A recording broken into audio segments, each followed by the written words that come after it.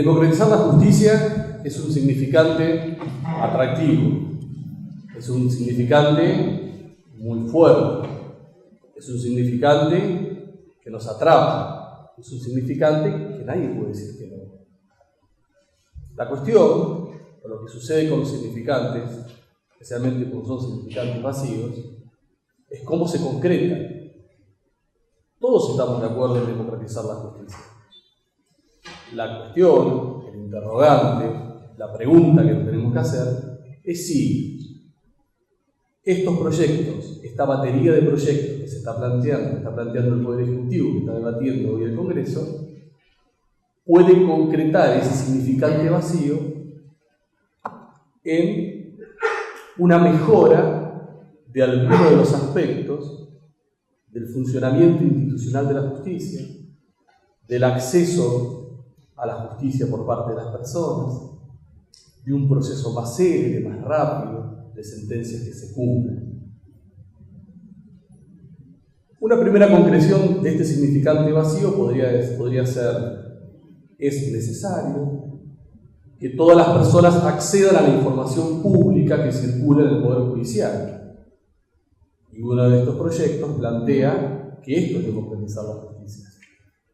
Ahora, esto no es nuevo, hay muchos fueros en donde el acceso a la información judicial, el acceso de cualquier persona a la información judicial hoy es posible.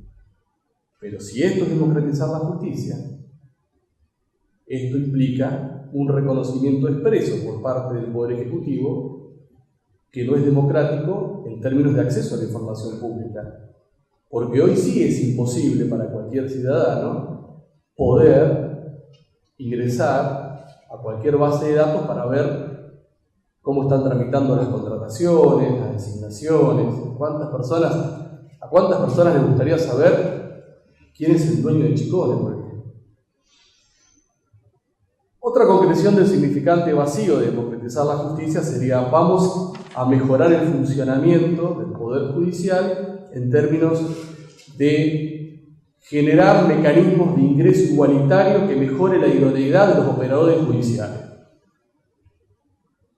Uno está de acuerdo.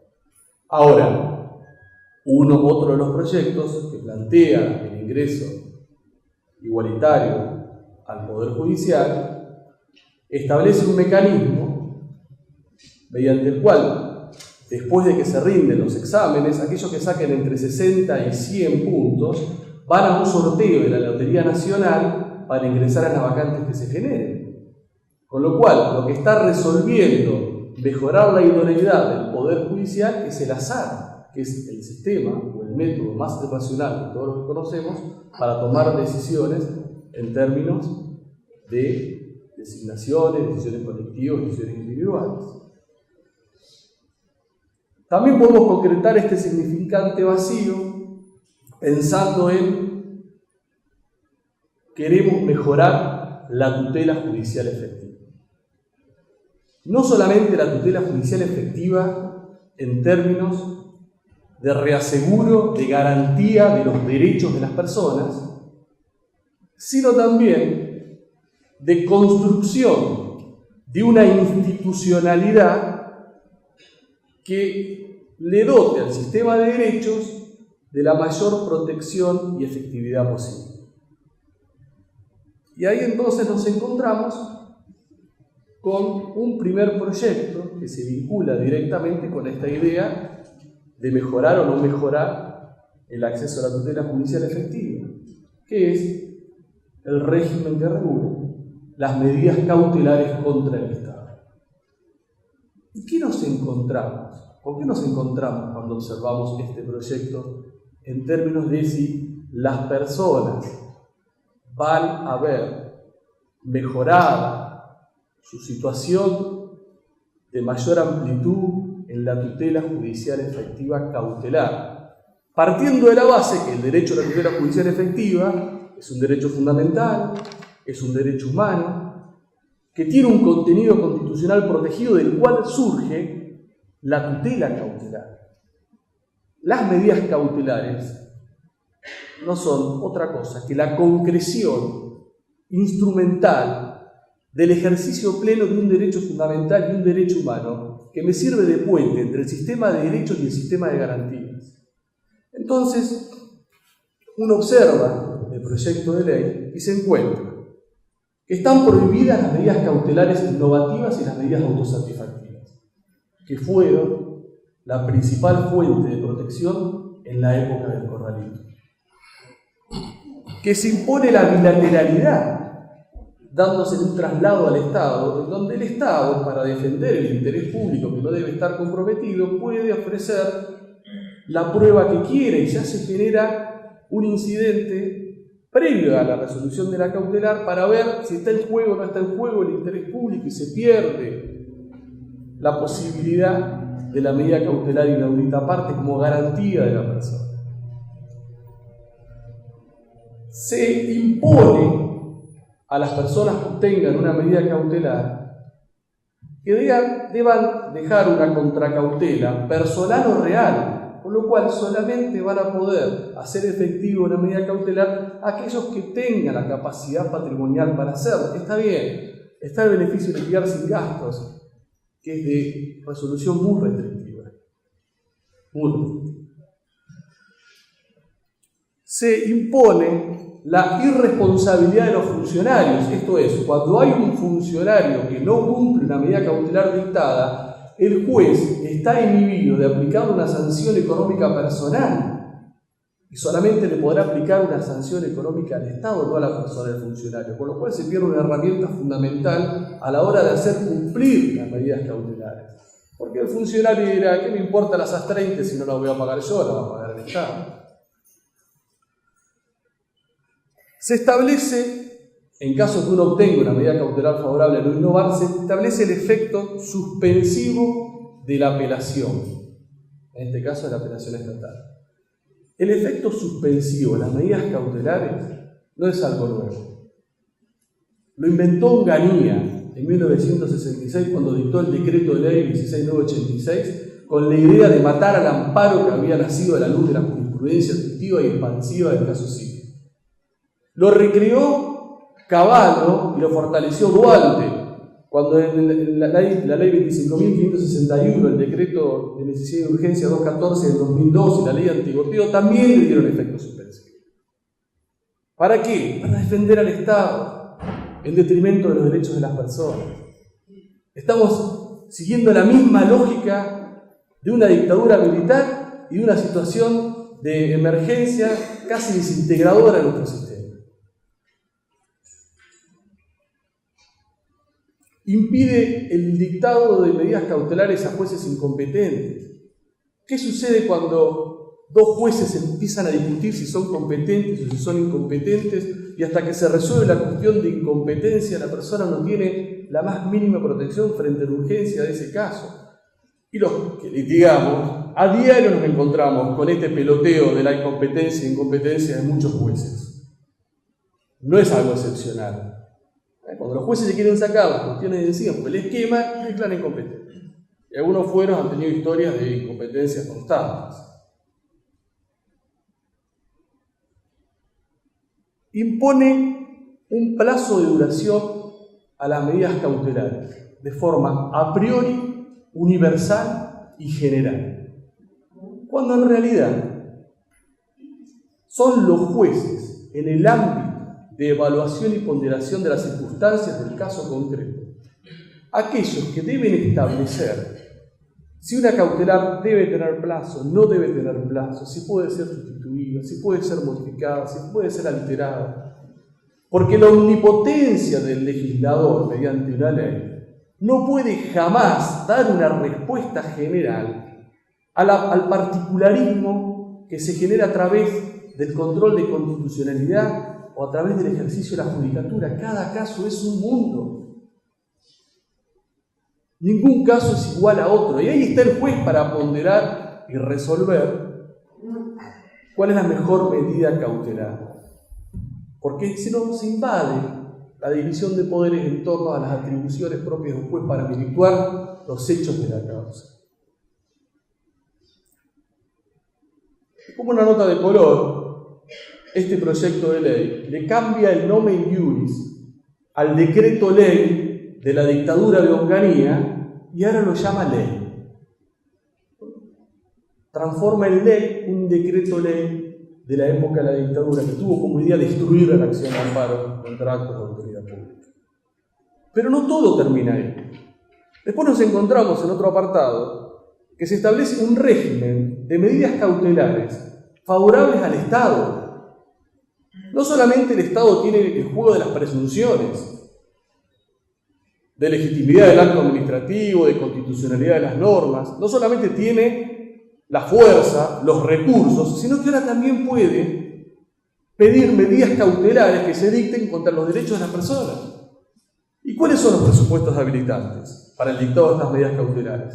El interés público, el patrimonio estatal, algo muy parecido a varios de los ítems que estableció el decreto ley 16986 en el artículo 2 para que el amparo no procediera.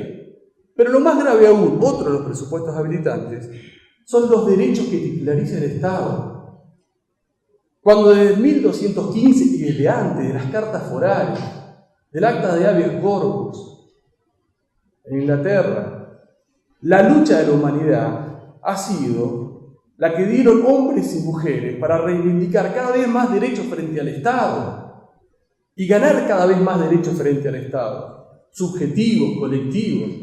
Los momentos en la historia donde el Estado titularizó derechos, ya sabemos qué fueron y cómo terminaron. Pero lo más grave aún es que el procedimiento que se establece para las medidas cautelares respecto del Estado, en ese procedimiento, las medidas se dictan inaudita parte, la caución es juratoria por parte del Estado.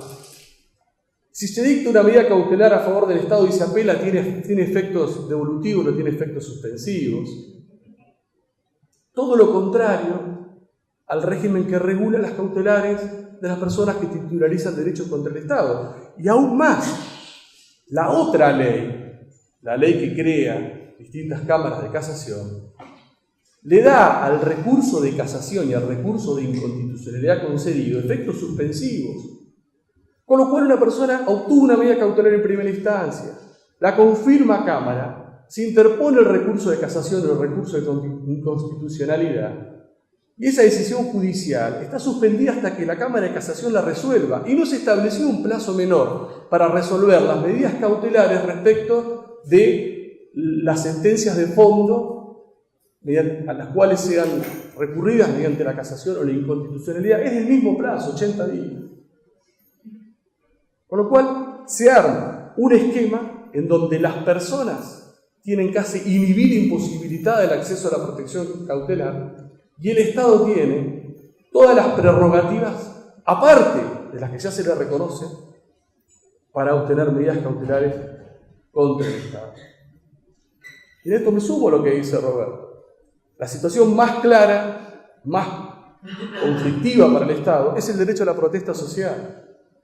Y el Estado tranquilamente podría decir, está afectando el interés público, está afectando los derechos que yo titularizo. ¿Cuántas cosas se han hecho en este país en nombre del bien común o del interés público? ¿Cuántas violaciones de derechos hemos sufrido? Sobre la base de estas fórmulas vacías, como para seguir insistiendo, como límite de derechos. Siguiendo en el campo de la tutela judicial efectiva, uno podría decir, podría pensar, el Consejo de la Magistratura, ¿qué es? El Consejo de la Magistratura es una garantía complementaria a las garantías del debido proceso que figuran en el sistema de derechos. Es una garantía que podría estar o que no podría estar, como sí siempre tienen que estar las garantías del debido proceso, pero si están, responde a una determinada lógica, es una garantía institucional con ciertas características o particularidades. En la Convención Constituyente de 1994, cuando se incorpora la figura del Consejo de la Magistratura, hubo 3 convencionales constituyentes que hablaron sobre este tema. El convencional Hitters, el convencional Paisao y el convencional Cuya. Los 3 coincidieron desde posturas distintas, uno apoyaba, otro estaba en contra, que nosotros estábamos copiando, adoptando el modelo español del Consejo de la Magistratura, que a su vez era el modelo europeo del Consejo de la Magistratura. ¿Para qué? Para salir del sistema que traíamos de 1853, de selección y designación de jueces absolutamente política y discrecional, sin tener en cuenta los méritos que se pudieran establecer o evaluar en una instancia distinta a la política, y era un sistema semiprofesional. ¿Cuál fue la idea de la creación del Consejo de la Magistratura? La despolitización de la justicia, la despartidización de la justicia. Ese fue el concepto, esa fue la idea. Dotar, generar un órgano que posibilitara, como garantía institucional, mejorar el funcionamiento de la justicia.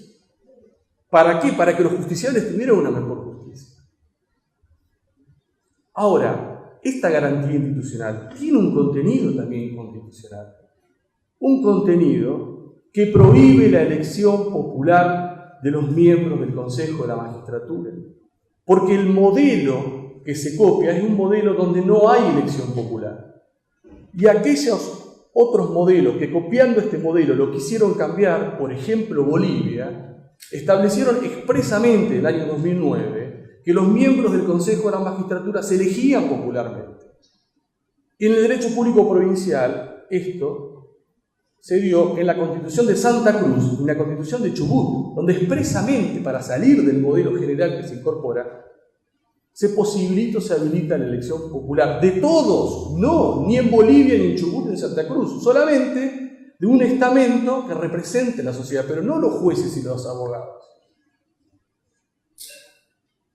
Y otra de las cuestiones que se discutió en la convención y después en los debates que fueron dando lugar a distintas leyes de creación del Consejo y de modificación del Consejo, alguien sostuvo en el 2005 que una de las mejores garantías para el funcionamiento independiente de la justicia era que todas las decisiones sustanciales de designación y institución o promoción, sanciones disciplinarias o promoción de juicio político en el ámbito del Consejo de la Magistratura, una de las mejores garantías era que existiera una mayoría calificada de 2/3. Quien dijo eso en el año 2005 fue la actual presidenta, cuando como senadora defendió su proyecto de ley.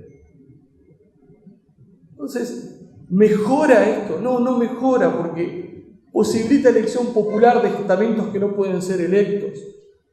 Genera que los jueces y los abogados compartan distrito único con el presidente y el vicepresidente, con lo cual es partidos políticos o la nada.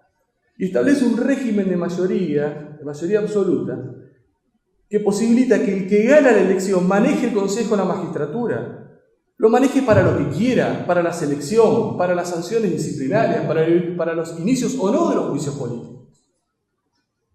Entonces, esto mejora, no mejora. No solamente es inconstitucional, sino que no mejora. Entonces, este significante vacío tan bello, tan atractivo, que a todos nos congrega, que nadie puede estar en desacuerdo. Cuando lo tratamos de concretar en cuestiones que hacen a la ampliación de los derechos y el reforzamiento de las garantías, analizando estos proyectos, no lo encontramos. Pero todos aspiramos a mejorar la justicia.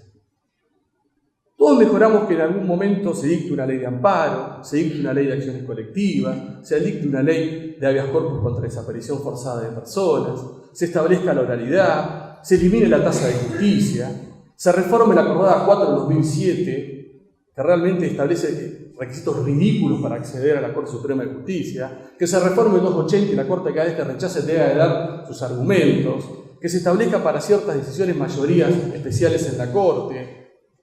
Tenemos muchas cosas para hacer para democratizar la justicia, para que ese significante que a todos nos conmueve se concrete en una realidad que favorezca realmente a las personas. Muchas gracias.